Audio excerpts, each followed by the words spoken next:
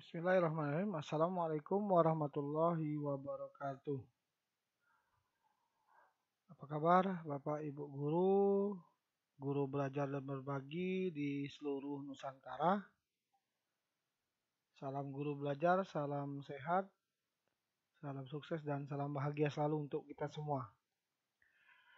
Baiklah, Bapak Ibu guru, peserta Ayo Belajar dan Berbagi seri Semangat Guru, baik yang sudah menjadi peserta maupun yang masih belum. Bagi yang belum silakan ikuti, daftar segera, mungkin masih ada kesempatan pada angkatan-angkatan berikutnya.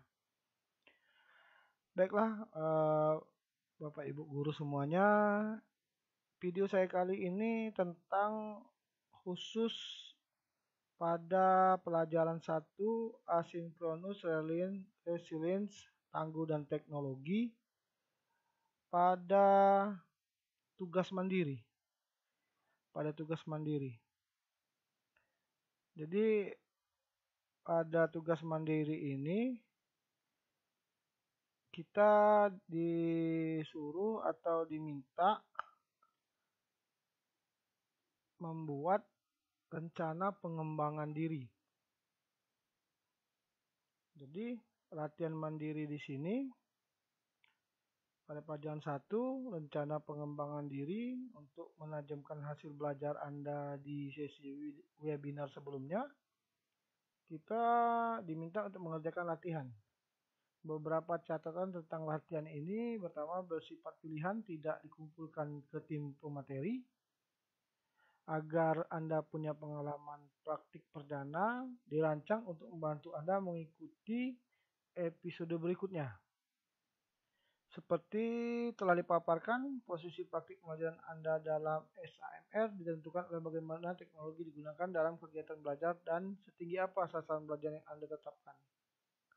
Bacalah naskah kerangka SAMR, bacalah naskah resiliensi dan kerangka SAMR, lalu isilah naskah rencana pengembangan diri. Pada instruksi umum, Anda akan membuat plan perjalanan pertama pengembangan diri Anda dalam praktik e-learning dan mengantisipasi tantangan yang akan Anda hadapi dalam perjalanan pertama tersebut. Gunakan naskah rencana pengembangan diri yang sudah disiapkan di topik ini. Silakan mengerjakan dengan menggunakan template yang sudah disediakan. Template dibuat di Google Doc. Silakan menyalin dokumen ini dengan mengklik tombol di bawah ini. Jadi di sini kita mengunduh dulu. Saya rasa Bapak Ibu guru peserta sudah mengunduh ini. Kemudian catatan tambahan, tugas ini pilihan sesuai kesepakatan. Mengerjakan tugas ini akan membantu mengikuti pelajaran berbasis kritis pada episode 2. Lalu tugas ini personal, bukan kelompok. Anda tidak dinilai berdasarkan benar atau salah. Anda tidak dinilai berdasarkan target SAMR yang tinggi. Dokumen ini membantu pengembangan diri Anda. Dan dokumen ini adalah alat pandu pengembangan Anda. Di sini ada contoh ketentuan mengunggah di sosial media. Ya. Ketentuan unggah di sosial media, kerjakan latihan mandiri sesuai dengan tahap pelajaran yang sedang dilakukan. Lihat instruksi latihan mandiri, gambar di bawah hanyalah contoh. Unduhan di sosial media, bukan pose yang harus dilakukan di video Bapak dan Ibu. Dapat mengunggah di sosial media yang Anda miliki, misalnya YouTube, Instagram, Twitter, Facebook, TikTok, dan lain-lain. Lalu menyertakan deskripsi singkat tentang video yang disertai tagar hashtag belajar semangat guru.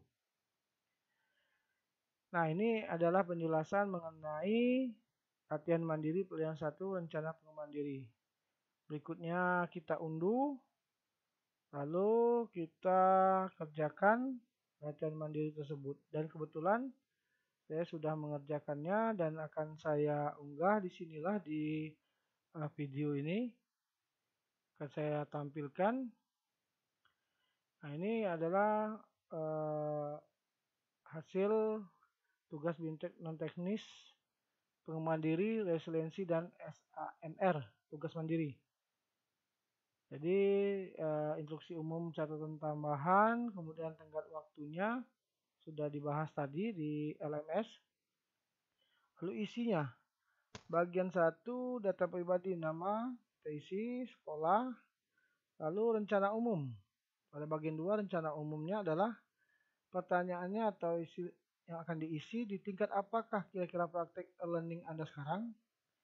Pada pilihannya ada substitution, augmentation, modification, dan redefinition. Jadi saya memperkirakan saat ini di tingkat augmentation posisi saya. Jadi bisa saja kita pada posisi satu substitution, bisa saja sampai ke ada posisi yang sudah redefinition. Di mana kita memahami SAMR ini pada naskah yang sudah kita unduh pada pembelajaran mandiri. Lalu satu memanfaatkan aplikasi belajar jarak jauh menggunakan Google Classroom. Ini yang sudah saya lakukan dan saya rasa saya masuk ke tingkat augmentation saat ini. 2. Memberikan dan mengumpulkan tugas-tugas murid menggunakan Google Formulir. 3. Memberikan pembelajaran jarak jauh menggunakan Zoom Meeting. Kemudian juga pernah menjadi peserta pada Google Meet dan sebagainya ya. Kemudian 4. Memberikan materi pembelajaran jarak jauh menggunakan video pembelajaran yang dibuat sendiri dan memberikan link pada situs berbagai YouTube. Jadi dalam pembelajaran yang sudah saya lakukan dalam tahun ajaran lalu, saya sudah membuat video pembelajaran setiap tatap muka. Kemudian saya letakkan di linknya di Google Classroom, lalu ada tugas saya di Google Formulir, lalu saya menambahkan dengan pertemuan secara virtual melalui Zoom Meeting. Selanjutnya, tingkat apa yang ingin Anda capai dalam waktu 3 bulan ke depan? Sebenarnya tujuannya itu ke redefinition, tapi saya real melihat kenyataan saat ini bahwa saya mungkin ke tingkat modification, di mana saya akan mengkombinasikan pembelajaran dengan web tool quizzes dalam pembelajaran, karena quizzes ini sepertinya ya hal yang biasa, tetapi kadang-kadang kita sudah cukup dengan Google Formulir, maka kadang-kadang quizzes tidak kita kombinasikan.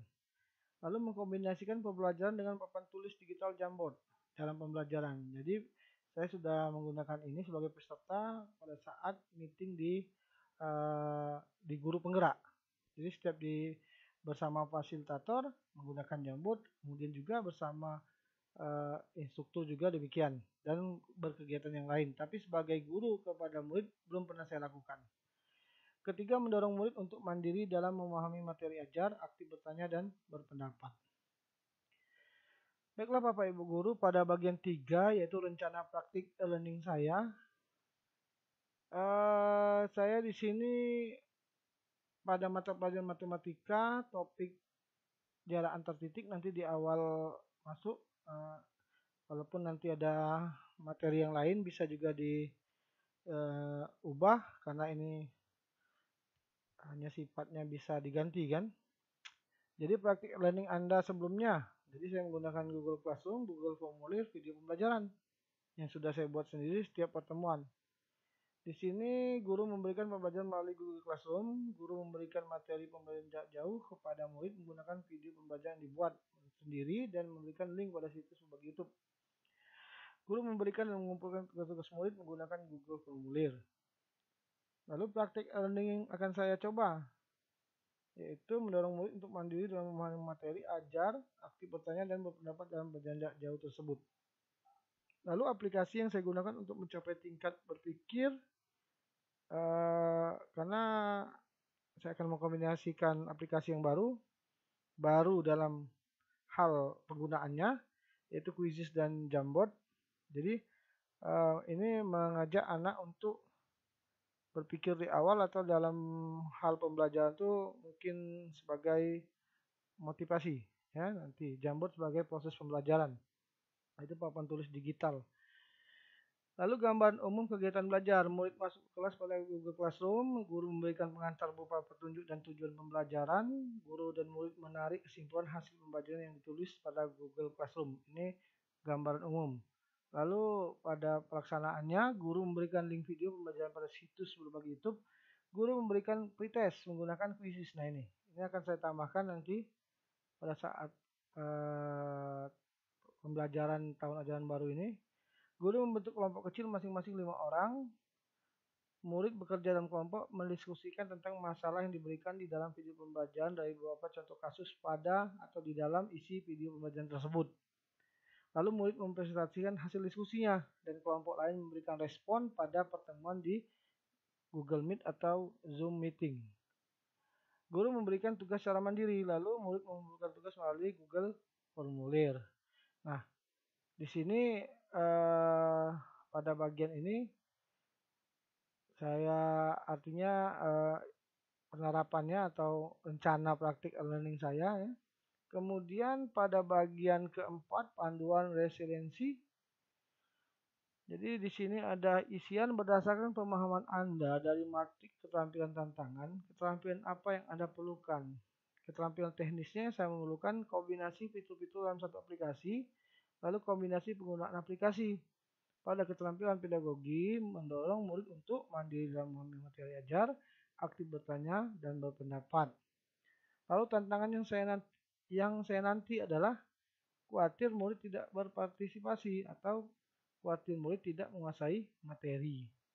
Cara saya mengatasi tantangan tersebut, yang pertama lebih memperdalam pengetahuan tentang cara mengkombinasikan penggunaan aplikasi, lalu memotivasi agar murid aktif, kemudian memberikan reward pada murid yang aktif. Mungkin itu yang bisa saya lakukan untuk beberapa bulan ke depan, yang mungkin ini masih sangat sederhana.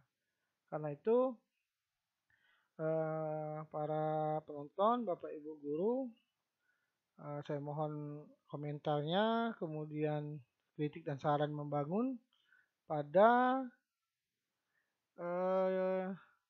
pengembangan diri atau tugas mandiri ini atau latihan mandiri. Jadi dari hasil yang sudah saya buat ini mungkin masih banyak dan saya yakin banyak kekurangannya. Ya, jadi mohon untuk memberikan kritik dan saran melalui atau di kolom komentar.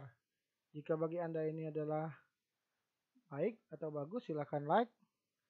Kemudian yang belum subscribe silakan subscribe. Mungkin juga bisa di-share seluas-luasnya agar dapat bermanfaat dan berguna bagi kita semua. Mungkin itu saja. Terima kasih atas perhatian. Mohon maaf atas segala kekurangan. Saya akhiri wabillahi taufiq wal hidayah. Wassalamualaikum warahmatullahi wabarakatuh. Sampai berjumpa lagi pada video-video selanjutnya.